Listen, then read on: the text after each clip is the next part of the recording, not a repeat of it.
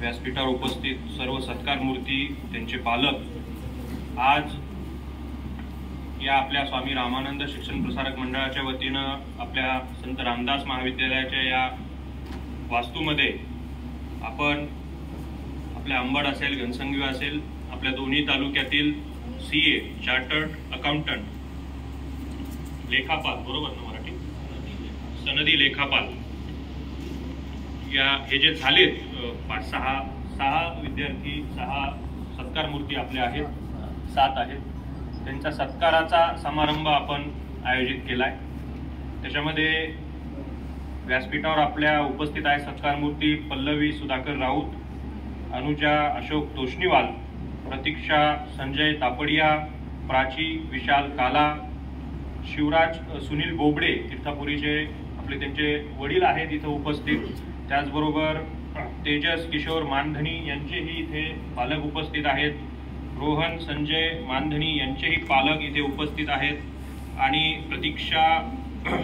श्री प्रतीक्षा चिरंजीविका यांच्या आजोबा तापडिया मामा आमचे आदरणीय ते इथे उपस्थित आहेत, आमचे विशाल सेठ काला यांच्या सौभाग्यवती आमच्या वहिनी सरिता विशाल काला इथे त्या उपस्थित आहेत, तसेच त्याचबरोबर वैशालीजी छापडा या ठिकाणी उपस्थित आहेत, आणि प्रमुख अतिथी म्हणून आपल्याला लाभले होते ते काही कारणास्तव गेलेत असे माझे तरुण मित्र आदरणीय माजी आमदार विलास बापू खरात यांचे चिरंजीव, ओम शांती संस्थेचे अध्यक्ष विश्वजित दादा खरात हे सुद्धा होते, काही कामानिमित्त ते गेले।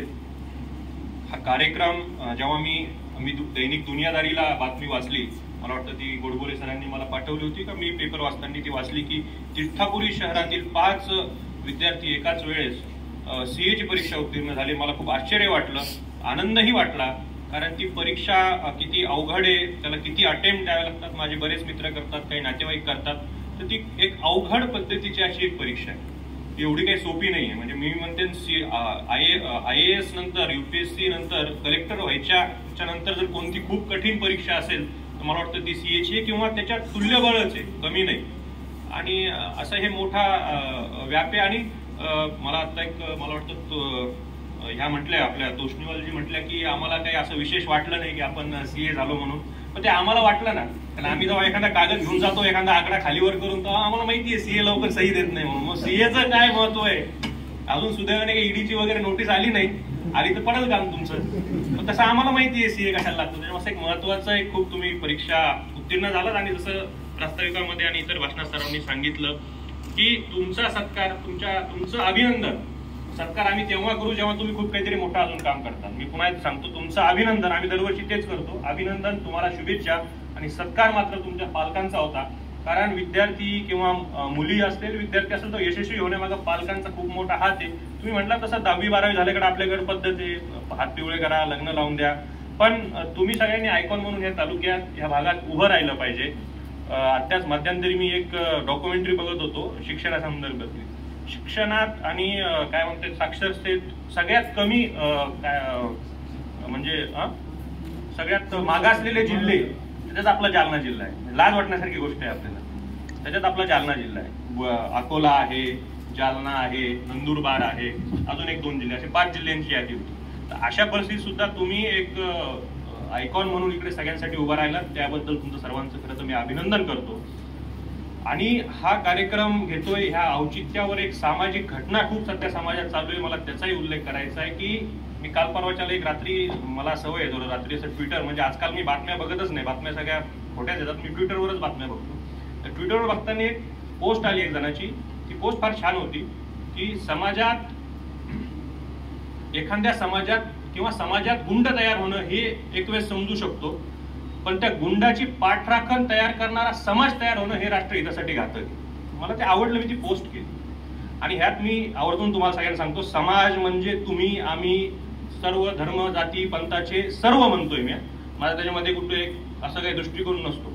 पण मला एक जणाचा मेसेज आला रात्री सकाळी, माझे सासूरवाडीकडचे होते, भैया तुम्ही असं कसं म्हणता, त्यांनी आमच्यासाठी हे केलं ते केलं, आणि म्हटलं समाज म्हणजे किती दूषित चष्मा झालाय आपला, किती दूषित डोळे झालेत आपले, की आपण ते असं विचार करतो की ते आम्हालाच काहीतरी तुमचं आमचं ह्याचं त्याचं, एवढे आपले डोळे दूषित झालेत।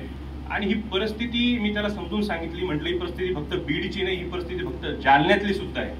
हा किंग तो किंग, हेव गाडीवर नंबर, ह्यू त्यू, आपल्याला ते हिरो वाटायला लागले. ही हसण्यासारखी गोष्ट नाही. समाज म्हणून तुम्हाला आणि आम्हाला लाज वाटली पाहिजे. आपले हिरो हे असले पाहिजे, ते नाही. हे सगळे आता इथं बसून हे सगळे उठून चालले होते ना, हे जर इथे एखादा दादा मामा काका असताना किंग विंग त्यासोबत फोटो काढायला थांबले असते, पळाले असते. ही शोकांतिका आहे तुमची आमचे शिक्षक म्हणून. आपण समाज म्हणून त्यांना घडवण्यात कमी पडायला त्यांना ते ऐकून वाटतं आपल्याला. अरे ते मी बघितलेले पोलीस स्टेशन मध्ये किती मारतात त्यांना. आमच्या फोनवर मारलेलं आहे काही जणांना, नावानिशी सांगू शकतो मी. ते आपल्याला ऐकून वाटावे. अरे आपल्या ऐकून ह्या पाहिजेत, हे विद्यार्थी पाहिजेत. त्याच्यामुळे हा कार्यक्रम त्या अनुषंगाने सुद्धा घेणं मला महत्वाचं वाटलं की ह्या तालुक्याला आपल्या विद्यार्थ्यांना कळायला पाहिजे की आणि आयकॉन तरी कोणाला म्हणावं, फोटो कोणासोबत काढावे, कोणाचे स्टेटस ठेवावे. आणि फार काळ नसतं हे. मी मुलांना इथे बसलेलं सांगन की आपले आदर्श सुधारवा. या दादा मामा काका भाऊ किंग हे काय नाही. हे पोलिसांचे 2 दंडे खाल्ले ना तुमच्या समोर टाईट फिरतात. खूप त्यांचे हाल असतात तुरुंगामध्ये. तुम्हाला आयकॉन, तुम्हाला आदर्श कोणाला म्हणायचं असेल तर खूप उदाहरणं आहेत ना आपल्याकडे. तो आता बिचारा आपला तो देवकर इंजिनियर, आपले किती छान काम आहे त्याचं. बाहेर देशात काम करतोय, शिकला. असं तो काय असं म्हणत नाही बसला की या देशात संधी नाही, हे मी काय म्हणतो परिस्थितीचा बळी आहे म्हणून गुंड झालो, म्हणून किंग झालो, म्हणून खंडाने वसूल करतो, असं नाही म्हटला ना तो शिकला. इथं नोकरी नाही भेटली, बाहेर देशात गेला.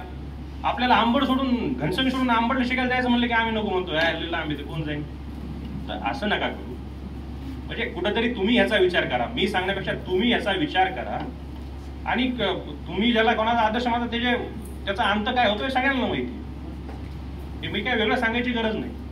त्याच्यामुळे त्या पार्श्वभूमीवर मी तुम्हाला विशेषतः सांगतो, मला का वाटलं ती बातमी वाचल्यानंतर मला का वाटलं ह्या कार्यक्रम आपण घेतलाच पाहिजे. म्हणजे दरवर्षी मी हा कार्यक्रम जून जुलैमध्ये आपण घेत असतो 11वी-12वीचे गुणवंतांचं, पण आता ह्या पार्श्वभूमी म्हटलं हा कार्यक्रम आपण घेतलाच पाहिजे.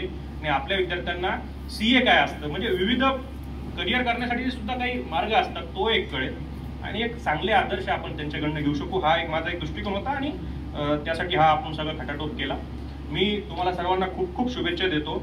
आणि जसं मी सांगितलं की संस्था चालवताना असेल काही असताना आम्ही काय संत तुकाराम महाराज वगैरे असं काही नाही. जसं मी आता एक आमदार म्हटले तसं ते काय संत तुकाराम थोडी, सगळ्या गोष्टी चालल्या असतात.